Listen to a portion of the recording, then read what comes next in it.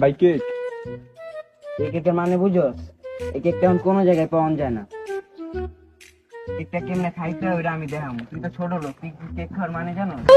এই কেকটা অনেক দামি। কেক কেমনে খাইতে হয় আজকে এটা তোরে দেখাবো। বল,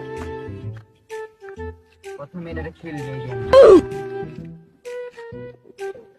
আর আছে না, এটা খুলবো। তুই লাগে এই যে এইটারে নিবি নিয়া, বুঝছস? এসব কেক খাবি না, বুঝছস? খাওয়ার আগে যেসব কেকই কিনো খাওয়ার আগে আমার চেক করাবি, বুঝছস? এইগুলা খাওয়া ভালো না, এগুলা তোকে স্বাস্থ্যের জন্য ক্ষতিকর। তুই থাক, আমি জায়গা ভাই কেক দিয়ে যান।